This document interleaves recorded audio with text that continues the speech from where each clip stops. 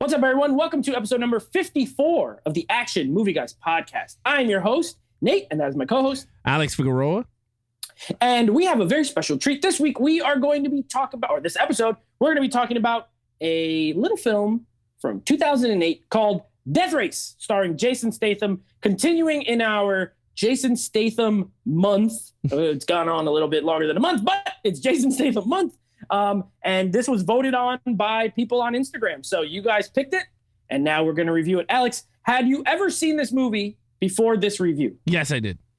You did. Okay. Yeah. So this is a first-time watch for neither of us. So I'm very excited. I've been very excited to talk about this since like 2 weeks ago when I watched it. So I can't wait. Of course, before we even get into the review, if you are listening to us on the go, whether it be on Apple, Spotify, Stitcher, whatever it is, make sure you subscribe.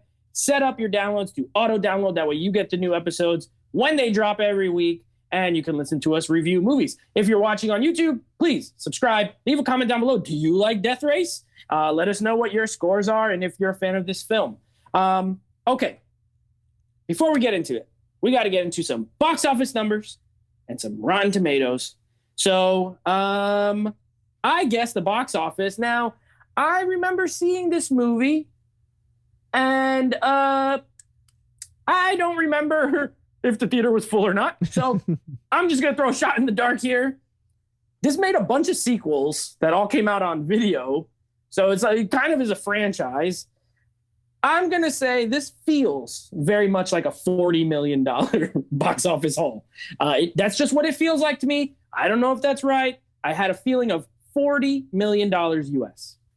All right, so here we go. Box office number for Death Race from 2008 is Nate Wright. Domestic, $36,316,032. International, $39,698,303. Worldwide for $76,014,335 on a budget of $45 million. Okay. Moderate success. Yeah, moderate success. Well, this is why there's like 3 or 4 more that came out on Blu-ray after this, because it obviously made enough. I bet on home video, it did well. Yeah. I just get the feeling that people bought it at home. All right, so I wasn't too far off, 4 million, but this is the part where Alex is going to tell you what Rotten Tomatoes gave it. Now, he was very close last episode. Let's see if he gets close. I need the critics score and then the audience score. The critics, I will say a 46. Okay. The audience, I'll say a 63. Okay. You're pretty close on both, but right on neither, but very close on both. So the audience or the critic score on this is a massive and incredible 42%. What did I say? Rotten Tomatoes. You said 45 or 44, 45, something like that. Yeah, 46. Yeah, 46. Yeah. Oh, so you're 4% off. Not bad. I was 4 million off. You were 4% off. We were very close. And then the audience score was a 60%. So again, you were a few percentages away. Yeah. But very close. So a 42 and a 60. Obviously, regular people like this better than these snobby film critics did. But it doesn't matter, because we are going to tell you if it's worth a watch. Now, we have a couple of categories we're going to go over here. We're going to be going over lead character, main villain, action scenes, storyline, and overall score. Alex, you are going to lead us off with our lead character, played by Jason Statham, Frankenstein. Well, that's his racing name. I just love that his name is Frankenstein. Please take it away. All right. For the 4th time, this guy plays the same character in every movie, and it continues. The guy looks the same. Like, dude, he's bald. He has the same 3 to 6 shadow. That 5 o'clock shadow. Yeah, 5 o'clock shadow, British accent. And that's it. Like, there's nothing new. Anyway, all joking aside, I enjoyed him. He was really good. He was super young in this one. He was young. Pretty much his character was really, he was a racer. Like, he was a race car driver, but he knows how to fight, which I was like, okay, which was weird. I was like, all right. But that was pretty much for the character. Like, that's all he did. He was a race car driver that knew how to fight. Like, I was like, what the hell? Like, that was his background. He had a family. Well, that's more storyline. But yeah, in terms of lead character, I gave him a 4.5. I mean, yeah, he was a good race car driver that knows how to fight. So what you got, Nate? This review is already going exactly how I hoped it would go. If we were going to make a poster quote, he was a race car driver that knew how to fight. That is a perfect tagline for this movie. Yeah, you're right. He is a former race car driver who becomes a construction worker. Yeah, who knows how to fight. Oh, right. Why? I don't know. I give it to the fact that this is set in a world where it's very, people got to be harder in this world that they set up in this movie. You know what I mean? It's supposed to be sometime in the future. The economy's collapsed, I guess. Everything's bad. He makes like $150 for 97 hours of construction work or whatever it was. He gets pissed off. He's like, just $150. I worked 55 hours. She's like, go away. And then he learns how to fight. So I gave him a 3. Now, don't get me wrong. I like him. I like Jason Statham in this movie. But you're right. He's a race car guy who learned how to fight and has a family. That's all he is. And that's all he does. And it's whatever. I'm not knocking him. He's fine. But that's the thing. So you're right. I gave him a 3.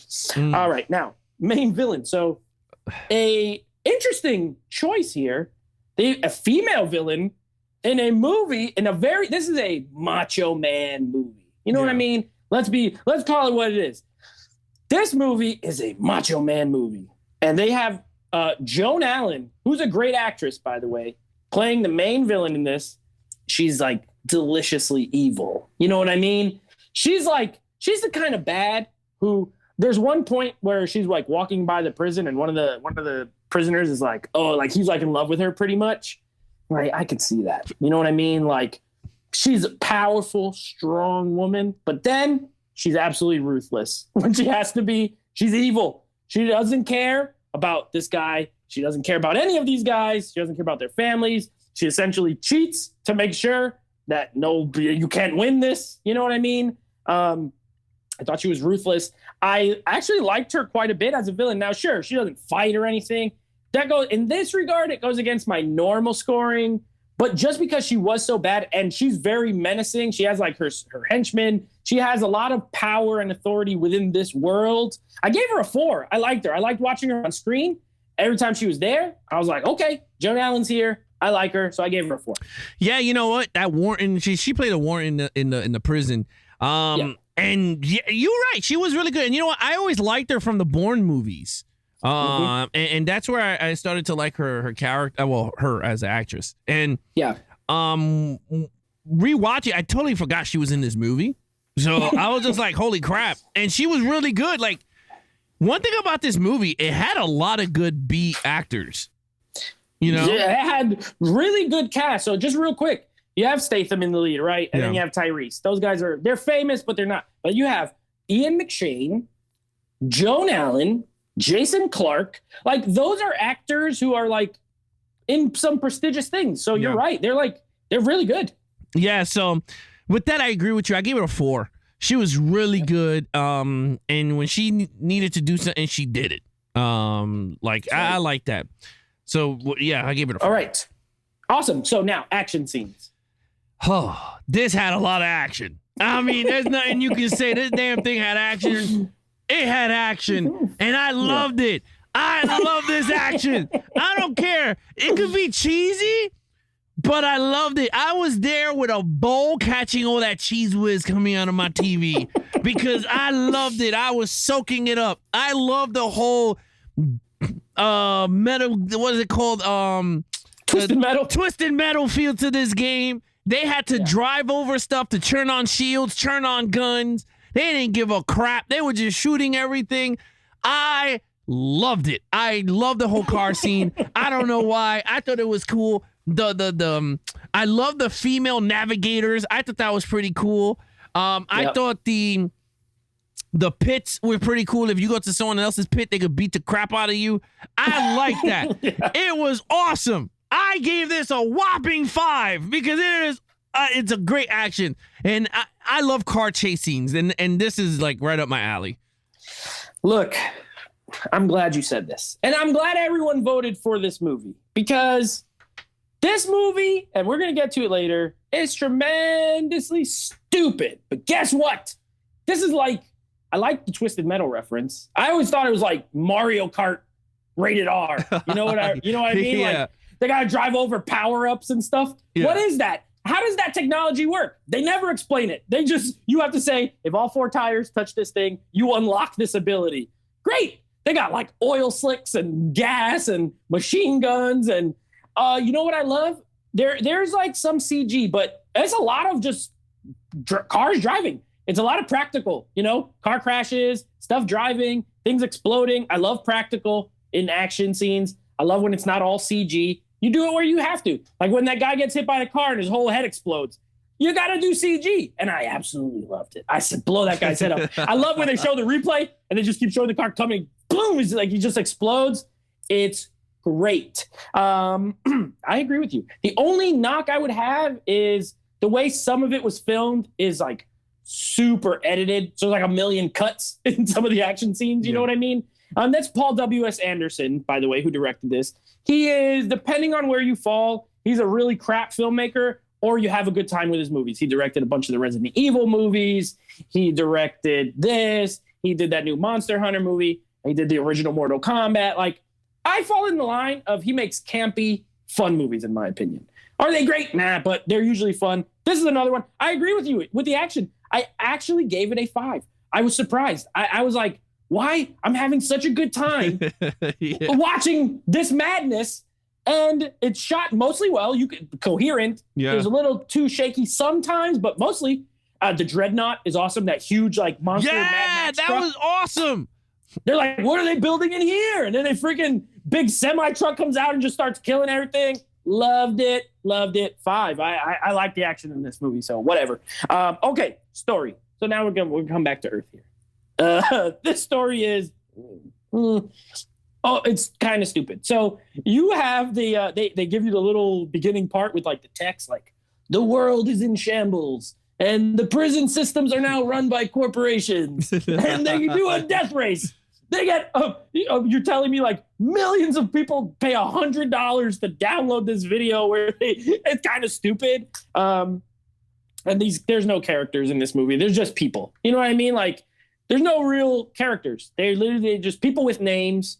I love Statham. Tyrese is kind of funny how he always has to like get rid of his navigator because they always die or he kicks them out. That's kind of funny. They have goofy names. Everyone has goofy names like Machine Gun Joe and Frankenstein and stuff like that.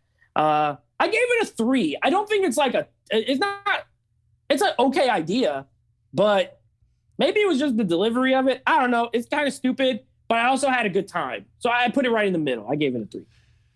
I had a good time with the movie. But, man, this storyline, no bueno, man. It's not a good story. I gave it a 2. I'm not going to lie. I would have gave it a good, but it's a decent. Like, sure. Like, I was just like, and again, I love the movie. I'm not going to lie to you. I love the movie. I think this is a really good movie for what it was. I thought they did a great job with it.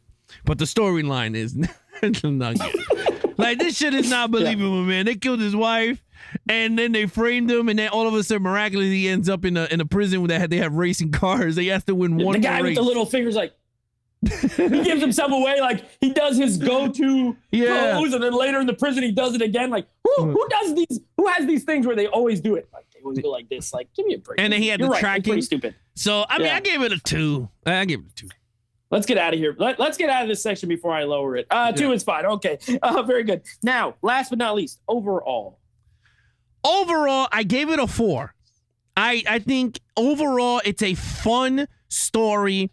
If you get, you don't have to love the storyline to enjoy this movie for what it was. And that's exactly what I did. I did not care for the story. I did not care that he needed to win one more for the race. I love the damn race. That's exactly why I watched this movie. The movie was entertaining. It was a popcorn flick.